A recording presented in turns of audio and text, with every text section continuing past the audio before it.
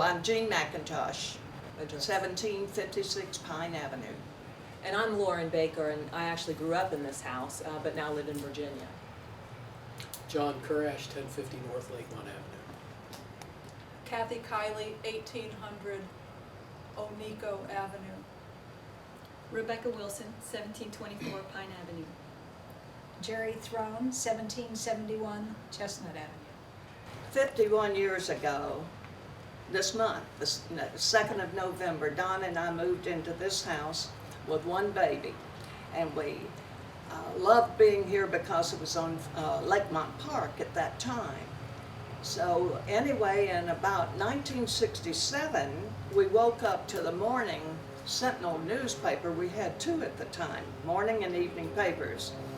And there were the headlines that said, "City sells portion of Lakemont Park to YMCA."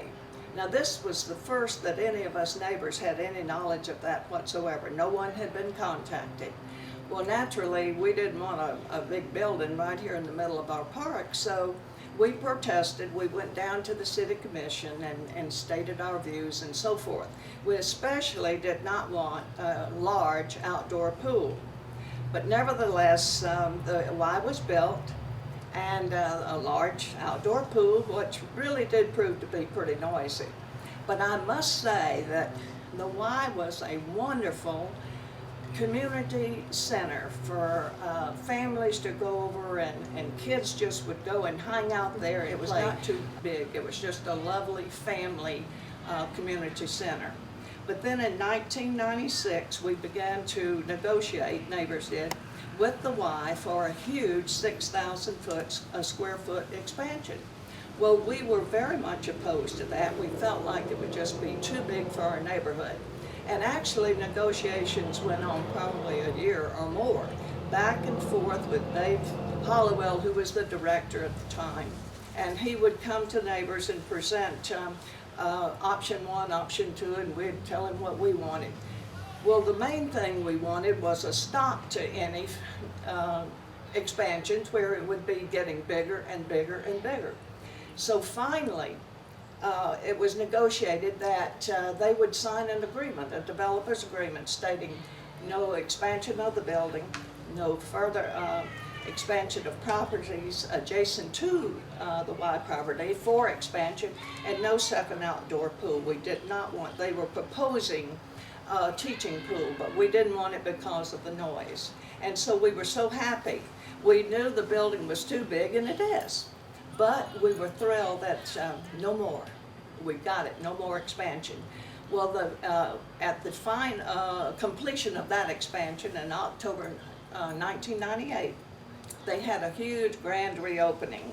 And at that time, the then director, Richard Toll, said to the reporter of the Sentinel, "We would like to expand some more, but we're landlocked on this site right now." Well, I knew right then we were in trouble, that the Y did not intend to follow the agreement.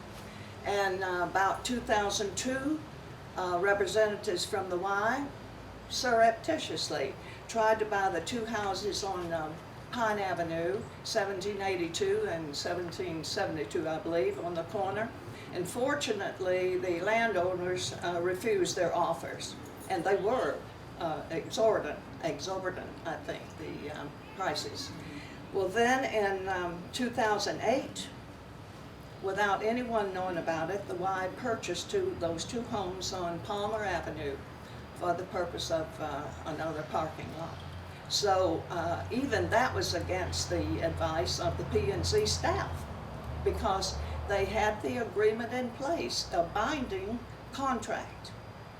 But the Y has ignored that, and then came, and of course, in 2009, we had to go before the commissioners again for the pool, second outdoor zero depth pool, and the parking lot, which meant that single-family homes would have to be rezoned to institutional from single-family residences. But you see, we don't trust the Y. I mean, we have no reason to trust, because they have been deceptive, they have gone against the agreement, and we cannot understand why the city does not require the Y to abide by the agreement.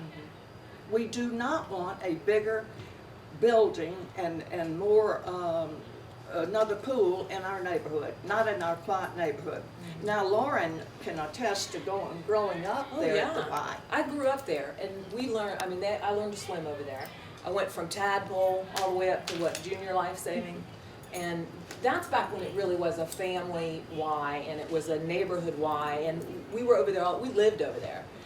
There was always something going on. There was, had diving lessons, we did swimming, there was gymnastics, there was trampoline, volleyball, basketball. I mean, they even did sleepovers over there. But we just went right across the park. It was wonderful, and it was a great way to grow up. But unfortunately, that's not what their mission or their vision Yeah. for it now. They just seems like they want to churn out more and more memberships and more money. I lived here my whole life, so born in '65. When it was opened. And Yeah. and really, we were constantly over there. I mean, I remember as a little kid, being at the YMCA in the pool, and Skip, that coach, Yeah. trying to get me on the swim team. And we were all the way through, at least a portion of high school. We had a family membership over the YMCA. And Mom actually used to go walk the neighborhood to drum up more members for the Y. We were very Yeah. supportive Oh, of we them, I were think. indeed, But yeah. that's back when it really was what it should be now, and that's a family YMCA that is family focused, and not just a place where you're going and getting up on a treadmill or on one of the bikes. You can do that at Valley or one of the other big fitness centers. The YMCA was all about families, and of course that I think maybe their mission, everything It was was. different. I've then. been here only 20 years in this neighborhood, and it was the way you describe it when I moved in 20 years ago. And it's a completely different kind of institution now. Before it, I think a symbol of what happened was that even before the very last expansion, there were always tables and chairs in the lobby. Right. Well, this final expansion, they finally gave up on the whole kind of community gathering place. There's no place to gather at the Y anymore. Right. When you walk in. It's all acres of fitness. Right. It used to be And, kind of a check-in hangout. I mean, the desk. kid, we all Yeah. would go, and literally, we were over there all the time. It's And that is not- what it was like. Yeah. The I difference get the today is feeling that that it's members only, so Yeah. really, if, you had to come in before and sign in, whether you were a member or non-member, or I think if you were a member, you might have had a card, if Right. you weren't, you signed in. And now, if you're not a member, you really kind of asked to leave. Wow. There is nothing going on for a non-member, there is no real access that way. You could probably hang out on the porch. When we first moved into our house, for example, well, we had just managed to, buy the house. We were a young couple with small children, and so we didn't have the money to join initially, and they had a number of classes. You would have to pay a fee if you weren't a member, which we gladly did. There was an open swim period every weekend for a couple of hours, Saturday or Sunday, maybe both days at one point, where the neighborhood could come in and use the pool for free. And that ended with the expansion in 1996 and 97. It all went into a different direction. That's As really I said, good. I've lived there since Right. 1991, bought the house in 1991. At the time, it was a small, friendly family life. In that period, since then, since the expansion, everything has changed. And the expansion, at least we thought back then that was going to be the end of it. The builder's agreement specifically says, I don't know if you've had a chance to review it, but it specifically says the Y will not purchase properties adjacent to the Y, and that there be no further expansion. And they went ahead in 2008 and purchased those two properties. And they tried to use them for the parking. The point is that back in 1991, for instance, I live directly across the street, so I'm most impacted by the traffic, the noise, the congestion. It starts at 5:30 in the morning. I'm not certain what time the Y opened back when it was a neighborhood Y, but it starts at 5:30 in the morning. And, for instance, one of the things during the day that you hear is car alarms constantly. And some of these alarms, one went off yesterday, went on for probably 5 minutes. It just didn't have, I thought there was an automatic shut off, but my point, and I think my neighbor's points are, is that enough is enough. I mean, this neighborhood cannot sustain any more growth of a YMCA. It's just time to stop. They agreed they'd stop. They signed a binding contract that they would stop, and they continue to go on. I have nothing against the YMCA as an organization to provide people who want to get on a treadmill or swim or take yoga. I have no problem. God bless them, let them go on as strong as they want to go on. But it's just time to stop. If they want to expand, they need to move. They need to do it somewhere else. And the way that they've gone about things too isn't. I wouldn't consider it to be proper. And that is with the Facebook page that they advertised the hearing on the 6th. They asked people to cut and paste letters to the commissioners. And to the point that the commissioners are wondering where were all these emails coming from, that they questioned it and somebody looked into it and found that request to cut and paste sent to the commissioners. There were so many of them. And then a few days later, they put in another one that I sent to you saying that you do not have to, for the hearing on the 26th, you do not need to be a Winter Park resident. Capitalizing the word not. You do not need to be a Winter Park resident. Please wear Y apparel. So they've got this mindset to jam the room up with people, which they've done before. This is not going to be the first time. But they have that mindset to jam up the room with people that not even associated in any way, shape, or form with our neighborhood, to just appear to outnumber I just us. wanted to add that the membership of the Y is another thing that changed about the time of that major expansion. In that, in the past, you would join one Y facility. And then, now, today, if you're a member of any of the, I think there's 27 YMCA facilities in Central Florida YMCA, you're a member of all of them. We don't have, even if we voice nostalgia about the Y of the past, we're realistic. We know this is the facility that exists today. And our point is, it's quite enough, just as it is. When we talk about the noise and so forth, we're not saying, okay, we expect the Y to close up shop, end all that, and go away. It's here, we're living with it, it's in our, someone accused us of being NIMBYs, not in my backyards, but it is in our backyard, and we have made our accommodation with it. And we're just asking for reasonable protections that any neighborhood would want. Because if it gets any bigger than this, we've really reached the maximum of what a neighborhood can endure without, severe consequences on our property values and our Created in quality of life. 2008, and we did provide input, and everyone was given an opportunity to speak at the various meetings, and I think that's acceptable. I think there is a lack of due diligence when you consider the fact that, as some folks mentioned, the attorney for the Y and the figures that he's included in his letter, they haven't been validated, and there isn't even a request to have them validated. Similarly, there haven't been any sort of impact studies to determine what would be the impact of the additional traffic on the neighboring streets.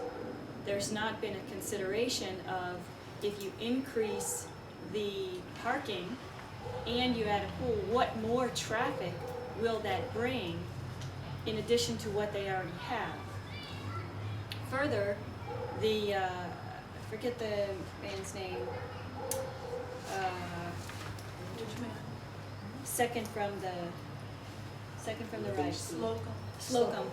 He made a very good point. What is the appropriate size? What is the appropriate size of a neighborhood YMCA?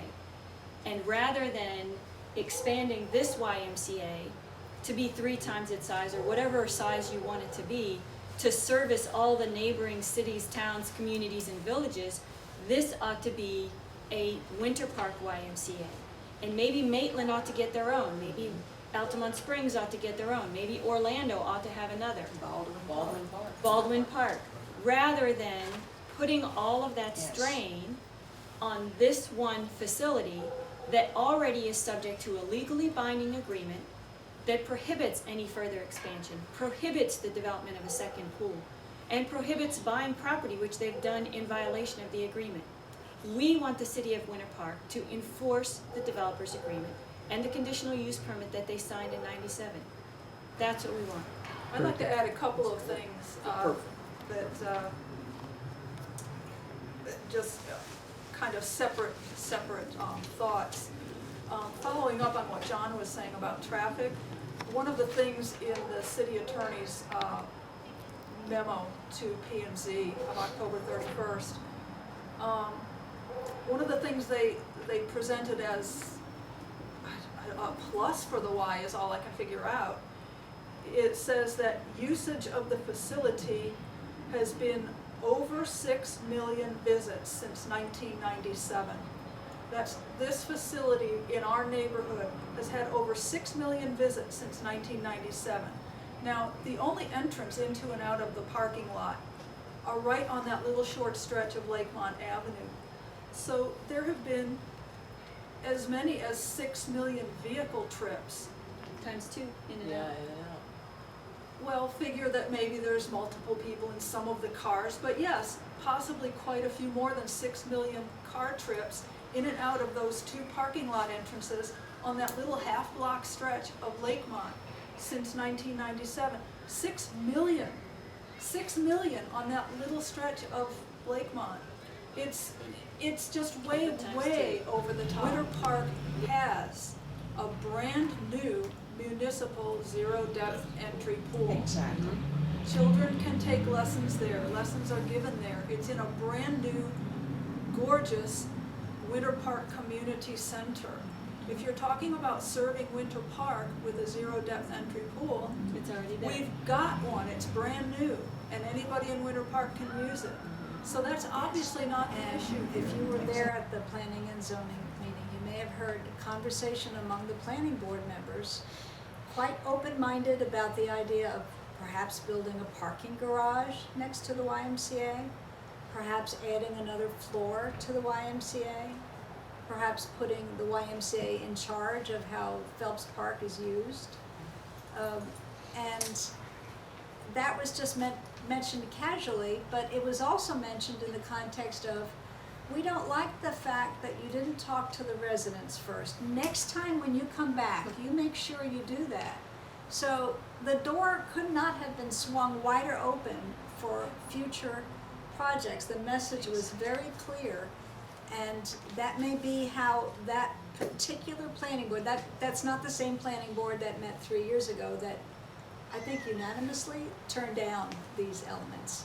There are new members now, and they have a different philosophy about these things. And I don't think the city commission should be bound by that philosophy when it is so clearly in violation of what the city has stood for. And one other thing about P&Z is the man who had been on the board, I forget the gentleman's name, he said that he found it really sad that the Y had not talked to any of its residents in 3 years. He said 3 years.